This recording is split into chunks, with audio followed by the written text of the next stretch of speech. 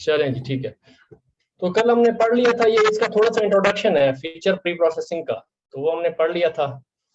उसकी क्यों ज़रूरी है, वो भी क्यों ज़रूरी है। एक तो ज़रूरी क्यों है, क्योंकि क्या कहते हैं उसको, एक तो हर फीचर को जो है उसका अपना एक मेथड है प्री प्रोसेसिंग का, क्योंकि उसके हर मॉडल के हिसाब से डिफरेंट उसकी है सिलेक्शन, किस तरह से उसको प्री प्रोसेस करना है।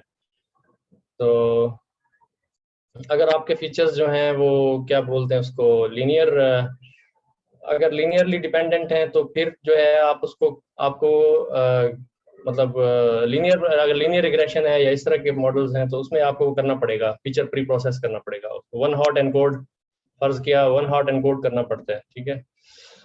और अगर आपका डिसीजन ट्री है या रैंडम फॉरेस्ट है तो उसके लिए आपको अलहदा से उसको नहीं करना पड़ता, आप अपने मॉडल को उसी फॉर्म में, कैटेगोरिकल फॉर्म में ही डाल देते हैं तो प्रोसेस कर देते हैं।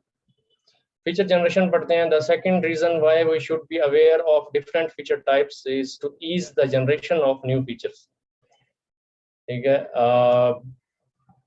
फीचर टाइप्स का क्यों पता होना चाहिए। मिसाल के तौर पे फीचर टाइप क्या है, कैटेगोरिकल हैं या वन ऑर्डिनल हैं, कैटेगोरिकल हैं, न्यूमेरिक हैं, और मतलब किस तरह के हैं, ठीक है, बाइनरी हैं, क्या हैं। तो वो जो आपके ये चार लिखे हुए हैं इधर, यहाँ पे न्यूमेरिक, कैटेगोरिकल, डेट टाइम या कोऑर्डिनेट्स, तो इस तरह के फीचर्स हमें पता होने चाहिए। क्यों? क्योंकि हमने जो है उससे नए फीचर जनरेट करने होते हैं बाज़ औक़ात, ठीक है। तो इसलिए हमें पता हो कि किस टाइप के फीचर्स हैं, सही है। Different feature type comprehend different feature generation methods, ठीक है। ये बहुत इंपॉर्टेंट चीज़ है कि आपके डिफरेंट फीचर जो हैं वो डिफरेंट अगर आप उनसे नए फीचर बनाना चाहें, दो फीचर्स को मिला के, फर्ज किया आप बनाना चाह रहे हैं एरिया, लेंथ मल्टीप्लाई विड्थ, वो एरिया बन जाता है।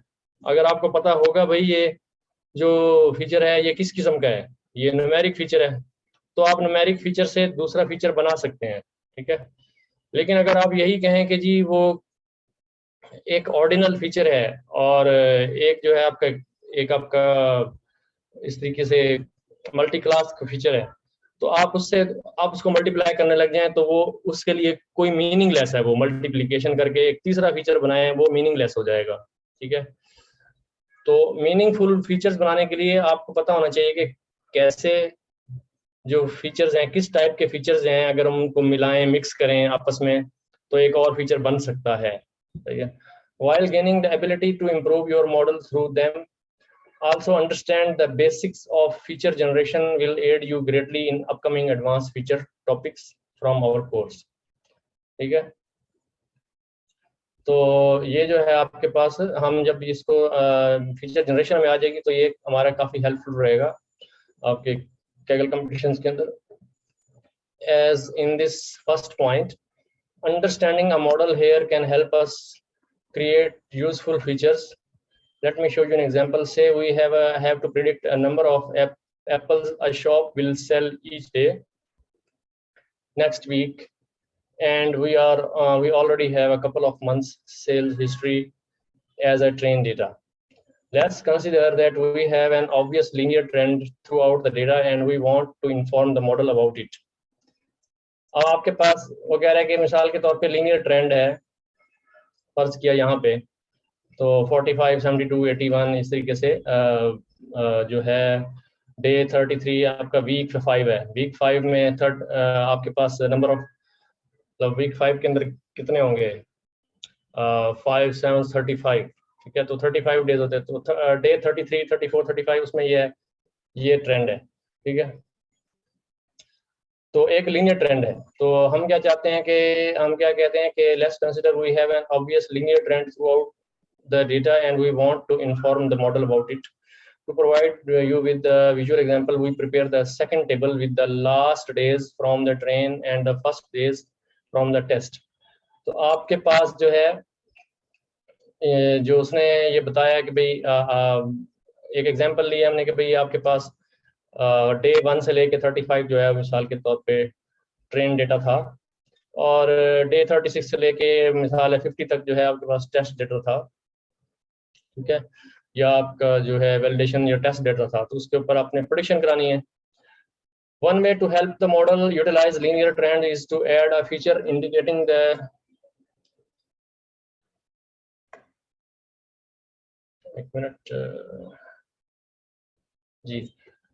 One way to help the model utilize linear trends is to add a feature indicating the week number passed.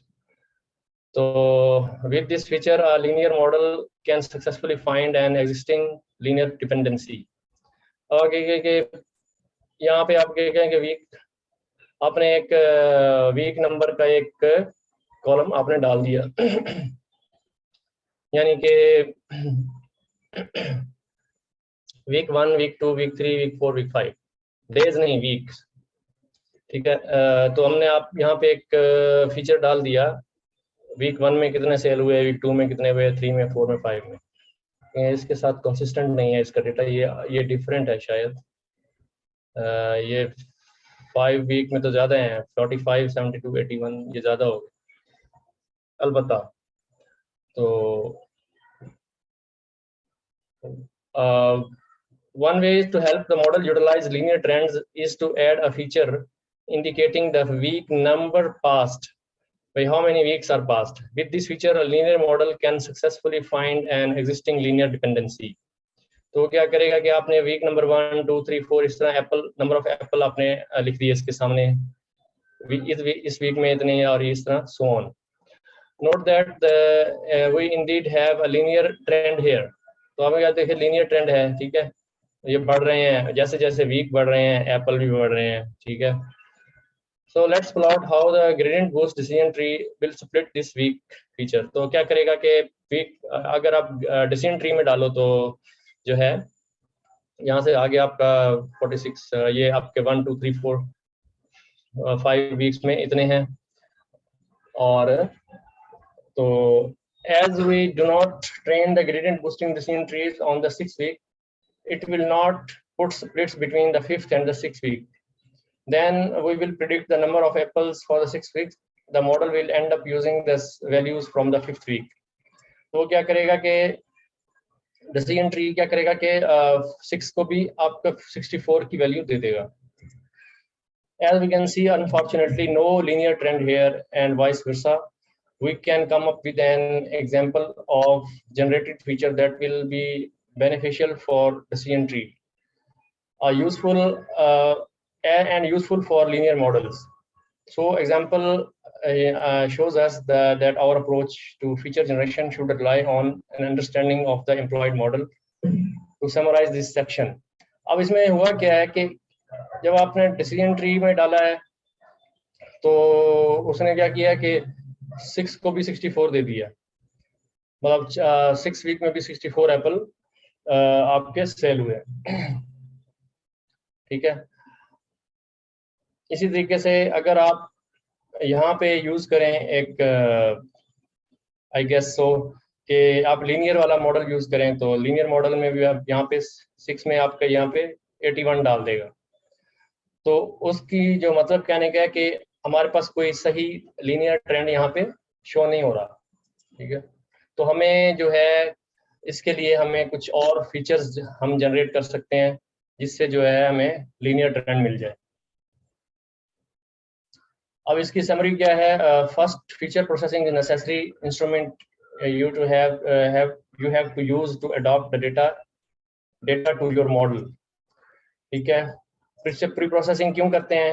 इसलिए करते हैं कि आपका जो डिफरेंट डाटा है, जो डिफरेंट फीचर्स हैं, वो डिफरेंट स्केल्स पे हैं, उनको जो है हम नॉर्मलाइज कर सकें, ठीक है, ताकि आपका मॉडल जो है अपने आपके डाटा को नॉर्मली जो है ना डाइजेस्ट करे, एबनॉर्मल बिहेवियर ना शो करे। Second, feature generation is very powerful technique that can aid you significantly in competitions and sometimes provide you with the required edge. तो ये जो है बहुत ही पावरफुल टेक्निक है। अगर आप किसी 2 फीचर्स या 3 फीचर्स से मिला के आप एक नया फीचर बना सकें खुद से, तो वहां पे आपको कम्पिटिटिव एज मिल जाता है कंपटीशन में.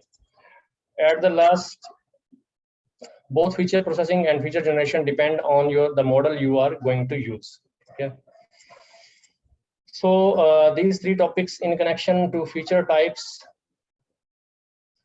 will be the general theme of the next videos. We will thoroughly examine the most frequent methods which you can be able to incorporate to your solutions. अब आपके पास अगला जो सेक्शन है, इनकी details अब आएंगी आगे सारी. ये तो सिर्फ एक ओवरव्यू था, तो हम आगे चलते हैं. और सबसे पहले आगे न्यूमेरिक फीचर्स. ठीक है, इसको शुरू कर देते हैं. और अब आपके आगे जी numeric features. We will cover basic approach as to feature processing and feature generation for numeric features. हम अब न्यूमेरिक फीचर्स की बात करेंगे. उसमें हम फीचर प्री प्रोसेसिंग और फीचर जनरेशन दोनों सीखेंगे. We will understand how the model choice impacts feature pre-processing. We will identify the processing methods that are used most often. ठीक है, and we will discuss feature generation and go through several examples. तो क्या करेंगे हम? Numeric features के बारे में पढ़ेंगे, उसकी प्री प्रोसेसिंग कैसे करते हैं न्यूमेरिक फीचर्स की. और अब यहाँ पे एक सवाल आपका एड्रेस हो गया मैम अर्शी का.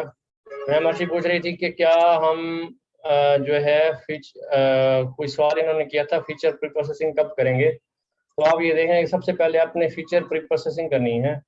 ठीक है, तो उसके बाद आप जो है फीचर जनरेशन की तरफ जाते हैं. ठीक है, तो we will understand how model choice impacts feature pre processing. तो आपके डिफरेंट मॉडल जो है वो डिफरेंट तरीके से फीचर प्री प्रोसेसिंग उनको हमें देनी होती है करके. और इसमें हम डिफरेंट मॉडल्स के हिसाब से डिफरेंट फीचर प्री प्रोसेसिंग के मेथड्स को जांचेंगे. तो आपके पास जो है ट्री बेस्ड मेथड्स होते हैं और नॉन ट्री बेस्ड मेथड होते हैं. ये हमने पहले देखे थे साइकिट लर्न की उसमें, जहाँ पे आपके पास इस तरह स्क्वायर शेप में और इस तरीके से एजेस आ रहे होते हैं, तो ये आपके ट्री बेस्ड मेथड होते हैं. जैसे रैंडम फॉरेस्ट है, डिसीजन ट्री है, या एसजी बूस्ट है. तो ये सारे जो हैं आपके ट्री बेस्ड मॉडल्स हैं. नॉन ट्री बेस्ड मॉडल जो लीनियर मॉडल जो हैं या नॉन लीनियर मॉडल जो हैं दूसरे, वो उसमें आपके पास KNN नियरेस्ट नेबर्स है, ये SVM है, लीनियर SVM है, RBF SVM है, और ये क्या है नाइव बेस्ड है न्यूरल नेटवर्क. तो ये आपके सारे दूसरे मॉडल्स हैं. Let's start with the pre-processing. The first thing you need to know about handling numeric features is that there are models which do and do not depend on feature scale. ठीक है, ये बात वही आ गई. For now we will probably divide all the model into tree based models and non tree based models. तो आपके पास 2 किस्म के मॉडल को ये डिस्कस करेगा. ठीक है, tree based model, non tree model. As regarding to preprocessing उसने 2 चीजों में कैटेगराइज कर दिया मॉडल्स को, एक ट्री बेस्ड मॉडल और एक non tree based models. For example, the decision tree classifier tries to find the most useful split for each feature, and it won't change its behavior and its predictions. It can multiply the feature by a constant and retrain the model. ठीक है, तो हमें decision tree के ऊपर इतना उसके feature pre processing करने की जरूरत नहीं है. ठीक है. On the other side, there are models which depend on these kinds of transformations. Okay. The model based on the nearest neighbor, linear models, and neural network. Let's consider the following example. We have binary classification task with the 2 features. The object in the picture belong to different classes. अब आपके पास ये 2 classes हैं, एक cross में एक blue है और एक रेड क्लास है. ठीक है, the red circle to class 0 and the blue cross to class 1, and finally the class of the green object is unknown. ठीक है। Here we use one nearest neighbor model to predict the class of the green object. ठीक है। We will assume the distance using the square distance, which is also called L2 metric. ठीक है। L2 metric जो है ये आपका square distance जो होता है, इसको L2 metric भी कहते हैं। तो यहाँ पे आपके पास ये पॉइंट हो गया। अब हमें पता है कि भाई जिसका डिस्टेंस जो है ना, अगर हम के नियरेस्ट नेबर की बात करें तो जिसके नेबरिंग में ये पॉइंट ज्यादा करीब होगा तो वो उस क्लास में फॉल करेगा। तो अब अगर हम देखें तो इसका 3 - 1 2 है इसका डिस्टेंस, और इसका डिस्टेंस जो है 2 - 1 1। तो दैट मीन्स इसका डिस्टेंस 1 है, इसका डिस्टेंस 2 है। दैट मीन्स ये इस क्लास से बिलोंग कर रहा है। ठीक। अब क्या है कि अगर हम क्या करें कि एक्स जो ये जो हॉरिजॉन्टल फीचर है, हॉरिजॉन्टल फीचर है, तो यहाँ पे आपने इसको मल्टीप्लाई किया 10 से फॉर इंस्टेंस। ठीक है। फॉर इंस्टेंस आपने 10 से मल्टीप्लाई किया तो क्या हुआ, 10 × 1 10, 10 × 2 20। ठीक है। अब आप देखेंगे कि ये एक्सपेंड हो गया। अब आप मिसाल के तौर पे अगर आप डिस्टेंस मेजर करें 20 - 10, ये आ गया 10, और 3 - 1 ये आ गया 2। तो दैट मीन्स अब ये पॉइंट जो है किससे बिलोंग करेगा, इस रेड वाले से। क्यों? क्योंकि इसका जो डिस्टेंस है वो बढ़ गया। अब देखा कि आपने फीचर स्केलिंग का कितना असर पड़ गया कि एक पॉइंट जो पहले इस क्लास से बिलोंग कर रहा था, सिर्फ उसको मल्टीप्लाई किया आपने एक स्केलर से। जब स्केलर से मल्टीप्लाई किया तो इसका स्केल ही चेंज हो गया और आपका पॉइंट दूसरी क्लास में फॉल करने लग गया। Let's now consider 2 extreme cases. जी ये के नियरेस्ट नेबर है ना, आप कोई मशीन लर्निंग का कोर्स ले लें तो उसमें होगा। कोर्सेरा पे बहुत सारे कोर्सेज हैं, या आपको पता है बहुत सारे रिसोर्सेज फ्रीली अवेलेबल हैं। तो मशीन लर्निंग आपने पढ़नी है तो किसी अच्छे से कोर्स की तरफ रेफर करें। मशीन लर्निंग वो एक वास्ट सब्जेक्ट है, कोई छोटा सा सब्जेक्ट नहीं है, तो आप उसको पढ़ सकते हैं अपने सेल्फ स्टडी के तौर पे। What will happen if we multiply the first picture? जी सर जो आपने ऊपर पिक्चर में बताया वो दूसरी क्लास में सॉल्व करने लग पड़ा, मुझे समझ नहीं आई वो कैसे। एक मिनट में जरा यार हेडफोन लगाऊं, आपकी आवाज हमेशा स्लो होती है। ठहरे जरा।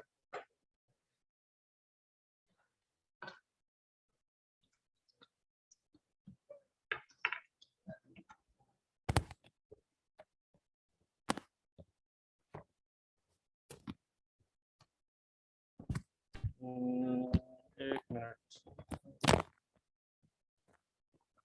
जी, नुमान बताएं। सर मैं पूछ रहा था कि ये जो आपने ऊपर बताया कि अगर हम उसे करते हैं स्केल तो वो दूसरी क्लास में फॉल करने लग पड़ता है, मुझे नहीं समझ आई वो कैसे, मतलब कि उसी में नहीं है, उसी क्लास में। के नियरेस्ट नेबर जो है ना, के नियरेस्ट नेबर का मतलब होता है वो आपके पॉइंट से नहीं, मैं पॉइंट का डिस्टेंस पिक्चर होता में है। बात कर रहा हूँ। पिक्चर में तो कोई भी ऐसा नहीं हुआ कि वो नहीं हुआ पिक्चर में। नहीं है, ये 10 हो गया या अच्छा 20 हो गया। 20 में से अच्छा 10 अच्छा। गया, कितना हो गया? 10। तो ये बढ़ गया ना डिस्टेंस। पहले अच्छा ये 2 में से 1 गया, 1 था, और ये 3 में से 1 गया, 2 था। ये 2 था, ये 1 था। अच्छा अच्छा। ठीक तो है ये ठीक है सर। ये ये अब बढ़ गया, ये 10 हो गया। जब 10 हो गया तो ये इससे बिलोंग करने लग गया। इससे बिलोंग हो रहा है, ठीक हो गया। ठीक है सर। ठीक है। अच्छा जी, अब क्या है, what will happen if we multiply the first feature by 0 and by 1 million? अगर हम x1 को क्या करें, 0 से मल्टीप्लाई कर दें, x1 इक्वल टू x1 + 0, या दूसरे on the other hand x1 को मल्टीप्लाई कर दें 1 मिलियन से 10⁻6 से, तो क्या होगा? क्या होगा? ये हो जाएगा। दैट मीन्स अगर आप x1 को 0 से मल्टीप्लाई करें तो दैट मीन्स यहाँ पे कोई भी पॉइंट हो वो यहाँ पे इस एक्सिस पे आ जाएगा, क्योंकि ये 0 हो जाएगा। x1 0 हो गया तो दैट मीन्स आपके सारे पॉइंट इसी लाइन पे आएंगे। ठीक है। तो अब इसमें जो है, अब इसमें क्या हो रहा है, आपके जो सारे के सारे पॉइंट, ये जो ग्रीन पॉइंट है वो ऑटोमेटिकली क्या हुआ, ये क्रॉस इसमें आ गया, इसके साथ आ गया, इस क्लास में, ब्लू क्लास में आ गया, ठीक। और अगर आप 1 मिलियन से मल्टीप्लाई कर दें तो ये खुद ब खुद इसके पास, मतलब इसमें शामिल हो गया रेड क्लास में, क्योंकि ये तो बहुत बड़ा स्केल हो जाएगा, ठीक। तो if feature is multiplied by 0 then every object will have a feature value of 0 which results in Canon ignoring that feature। तो Canon क्या करेगा, लाजिमी बात है ये वाला फीचर इग्नोर हो जाएगा, ठीक है। ये फीचर तो इग्नोर हो गया ना जब 0 से मल्टीप्लाई किया, ठीक है। और on the opposite, if feature is multiplied by 1 million, the slightest differences in that feature's value will impact the prediction, ठीक है। तो आपके पास जब ये फीचर बहुत हैवी हो गया है, यानी कि बड़ा हो गया ये फीचर, इसकी रेंज बहुत बड़ी हो गई है, तो इसमें एक माइनर सी चेंज भी होगी ना, स्लाइट सी चेंज होगी, तो उससे आपकी प्रेडिक्शन पे फर्क पड़ेगा। And this will result in cannon favouring that feature over all others. तो ये बायस्ड हो जाएगा एक किस्म का, ठीक है। ये इस यानी कि बड़ी वैल्यू होगी फीचर की, तो उस फीचर को वो ज़्यादा इंपॉर्टेंस देने लग जाएगा कैनन, ठीक है, फीचर को, ठीक है। और मतलब ये है कि उस फीचर, मतलब उसका कहने का ये मतलब ये है कि उस फीचर की बेस पे इंपॉर्टेंस क्यों दे, कैसे देगा, यानी कि वो ये जो अगर हम 1 मिलियन से मल्टीप्लाई कर दें, दैट मीन्स कि अब ये हैविली डिपेंडेंट हो गया है इसके ऊपर, ठीक है। तो इसकी जो इसमें जो भी थोड़ी बहुत भी अगर आप चेंज करेंगे तो इसकी ये जो आपकी डिस्टेंस है, मतलब डिस्टेंस से ये चेंज हो जाएगा। मतलब आज मिसाल के तौर पे आपने मल्टीप्लाई किया तो ये इस क्लास में फॉल कर गया, ठीक है। On the opposite, if feature is multiplied by 1 million, the slightest differences in that feature value will impact the prediction, and this will result the Canon favoring that feature over all others, ठीक है। Great. But what about other models? Linear models are also experiencing difficulties with differently scaled features. तो आपके जितने भी linear model होंगे वो सारे के सारे जो है इस चीज से इफेक्ट होते हैं, ठीक है, इस चीज से इफेक्ट होते हैं। तो आपके फीचर्स जो हैं वो डिफरेंट स्केल्स पे नहीं होने चाहिए, यानी कि एक स्केल बड़ा है एक स्केल छोटा है, ये नहीं होना चाहिए, ठीक है। वो फीचर जो है ना सारे एक ही स्केल पे आ जाएं, तो फिर जो है ना आप सही उसे कर सकते हैं। बात समझ गए? और first we want regularization to be applied to linear model coefficients for features in equal amounts, but in fact regularization impact turns out to be proportional to feature scales। अच्छा, अब हम मिसाल के तौर पे रेगुलराइजेशन लगाते हैं मॉडल पे, जो हमने पढ़ रखी है रेगुलराइजेशन, ठीक है। अगर हम रेगुलराइजेशन लगाएं, उसके कोफिशिएंट्स जो होते हैं, वेट्स जो होते हैं, उनको रेगुलराइज करते हैं ना, हमने डीप लर्निंग में पढ़ा है, तो उनका इफेक्ट जो है वो as equal to the proportion of each feature, यानी कि आपकी जो फीचर स्केल है, अगर वो बड़ा स्केल है तो उसको रेगुलराइजेशन भी ज़्यादा हो जाएगी, अगर छोटा स्केल है तो उसकी रेगुलराइजेशन भी बहुत कम होगी, ठीक है। ये but in fact the regularization impact turns out to be the proportional to the feature scale। And second, gradient descent method can go crazy without proper scaling। अगर आपकी स्केलिंग सही नहीं हुई, एक फीचर बहुत बड़े स्केल पे है और एक फीचर बिल्कुल छोटे से स्केल पे है, 1 to 10 है, यानी कि 1 2 3 4 5 इसकी वैल्यूज इतनी रहती हैं, और एक की जो है वो बहुत बड़ी रहती हैं, कुछ की जो है वो फ्रैक्शन में रहती हैं, तो ये सही नहीं है। Due to the same reason, neural network are similar to linear models in the requirements for feature preprocessing। तो आपके KNN हैं, आपके लीनियर मॉडल हैं, आपके न्यूरल नेटवर्क हैं, तो उसको फीचर प्री प्रोसेसिंग की या फीचर स्केलिंग की ज़रूरत लाजमी रहती है। It is important to understand that different feature scaling result in different model quality. ठीक है, तो ये जो है बहुत इंपॉर्टेंट है। तो ये आपका जो भी फीचर स्केलिंग है उसका इफेक्ट पड़ता है आपकी मॉडल की क्वालिटी पे या उसकी आउटपुट के ऊपर। ठीक है, तो फीचर स्केलिंग बहुत इंपॉर्टेंट है। In this sense it is just another hyperparameter you need to optimise. ये भी आपका एक ऐसा हाइपर पैरामीटर है जो कि आपने मॉडल बिल्ड करने से पहले, हर चीज करने से पहले आपने इस हाइपर पैरामीटर को सही तरह से ट्यून करना है ताकि आपको रिजल्ट बाद में अच्छा मिले। तो आपके पास ये एक प्री प्रोसेसिंग का एक तरीका क्या हो गया जी, आपने एक तो है आपका जो मिन मैक्स स्केलर है। ठीक है, मिन मैक्स स्केलर क्या होता है, x minus x minimum divided by x max minus x minimum. ये आपका मतलब ये आप मिन मैक्स स्केलर इस तरह होता है, ये उसका फार्मूला है इंटरनली, लेकिन आप डायरेक्ट स्केलर से यूज कर सकते हैं। ठीक है, और उससे जो है आपका the easiest way is to do the real scale the real feature to the same scale. For example, to make the minimum of the feature equal to 0 and maximum equal to 1. ठीक है, यानी कि आपकी जो values हैं वो 0 से 1 तक, 0 से 1 की रेंज में रहें। ठीक है, 1 से बड़ी ना हो, 0 से छोटी ना हो, तो उस तरह से हमने स्केल करना है। You can achieve this in 2 steps. First we sector at minimum value and second we divide the difference base maximum. तो यही वो बता रहा है, it can be done by min max scalar from sklearn. ठीक है, let's illustrate with this an example. We apply the so called min max scalar to 2 features from ये कौन सा डेटा सेट है, टाइटैनिक डेटा सेट है। देखो, ठीक है जी, एज एंड सिब एसपी, अच्छा सिबलिंग और पेरेंट्स एज। अच्छा, तो इसके ऊपर उसने इसको वो किया है मिन मैक्स स्केलर के साथ। तो मिन मैक्स मतलब इस तरीके से करके उसने इसको जो है फिर अपना वो किया है, हिस्टोग्राम बनाई है।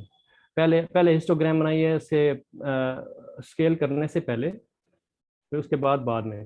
तो आप देख रहे हैं कि ये जो है आपको जो है 0 से 8 तक है, लेकिन जो है इसका स्केल जो है वो 0 से 80 तक है, तो बड़ा स्केल है। लेकिन इसका स्केल जो है वो 0 से 8 तक है, ये छोटा स्केल है। तो डिफरेंट स्केल पे हैं ये। तो ये वही बात हो गई ना, आपके जो हम ऊपर देख रहे थे एग्जांपल, ये वाली एग्जांपल एक छोटे स्केल पे है, एक बड़े स्केल पे है, तो आपका मॉडल अच्छा परफॉर्म नहीं करेगा। ठीक है, तो उनको दोनों को एक स्केल पे लाना है। तो आपका मिन मैक्स स्केलर करके स्केलर डॉट फिट ट्रांसफॉर्म, और आपने अंदर 2 कॉलम डाल दिए, उसके एज का कॉलम और सिब एसपी का कॉलम डाल दिया। और उसके बाद ये आपके पास एक्सट्रेन का डाटा आया, PD dot data frame एक्सट्रेन dot histogram करके ये हिस्टोग्राम आ गई। अब आप देख रहे हैं कि नीचे 0, 2, 4, 6, 8, 10 है, और सॉरी 10 नहीं है, 0.0 से लेके 1 तक है, 0.0, 0.2 एंड सो ऑन 1.0 तक। और इस तरीके से दूसरा फीचर भी उसी स्केल पे आ गया, यानी कि अब इनकी स्केलिंग होगी प्रॉपर कि दोनों बराबर के लेवल पे आ गए हैं दोनों फीचर्स। ठीक है, note that the distribution of the values that we observe from the histogram did not change. To give you another example, we can apply a scalar named standard scalar in sklearn. अच्छा, note that the distribution of the values that we observe from the neighbor histogram did not change. अब distribution देखें, आपकी एक किस्म की skewed distribution है, यानी कि ये आपके इधर हाई हैं और इधर ये सारे जीरो हैं, इधर ये यहाँ पे बहुत हाई है। ठीक है, लेकिन इधर जो है ये मतलब इस तरीके से डिस्ट्रीब्यूशन चेंज नहीं हुई, यानी कि शेप जो आप देख रहे हैं कर्व की वो नहीं चेंज हुई ना। ठीक है, इस तरीके से। तो अब उसका क्या तरीका है, उसका जो है डिस्ट्रीब्यूशन चेंज करने का तरीका क्या है, वो होता है कि आपका जीरो जो है ना वो मीन पे सेंटर, मीन जो है ना वो 0 पे आ जाता है। ठीक है, और आपकी वैल्यूज जो है ना -1 और +1 के दरमियान में आपकी रहती हैं, यानी कि 0 मिडल में, लेफ्ट साइड पे -1, राइट साइड पे +1। तो वो जो है वो आप कैसे अचीव करते हैं, वो स्टैंडर्ड स्केलर से अचीव करते हैं। ठीक है, इसकी मजीद डिटेल जो है ना उस बुक में बहुत अच्छी हैं, आप उस बुक को मैं सजेस्ट करूंगा, आप पूरा 0 से लेके ना एंड तक उसको पूरा करेंगे ना, आपको बहुत कुछ पता चलेगा। और वो बहुत प्रैक्टिकल बुक है, और इस कोर्स और उसका कम्बिनेशन मिला के ना आप यानी कि बम्बू किस्म का जो है ना आप बन जाएंगे डेटा साइंस मास्टर। तो सर उस बुक में ज्यादा अच्छा डिस्क्राइब करा हुआ है स्टेप बाय स्टेप, इसमें तो जैसे मिक्स किया हुआ है ना, हाँ, no doubt, step no doubt, वो बहुत अच्छा है। आप उसको जब आप करते जाएंगे ना साथ साथ प्रैक्टिस, आपको लगेगा मैं बड़ा कॉन्फिडेंस आता है उससे। यस सर, मतलब मैं आप सही कह रही नोट्स हैं। बना रही हूँ उस बुक के ना, स्टेप हाँ बाय स्टेप। हाँ, आप जब नोट्स बना लेना ना फिर मुझे नहीं भूलना, मैंने भी आपसे हेल्प लिया करनी है। यस सर, मैं तो इस पर मैं नोट्स बना रही हूँ सर।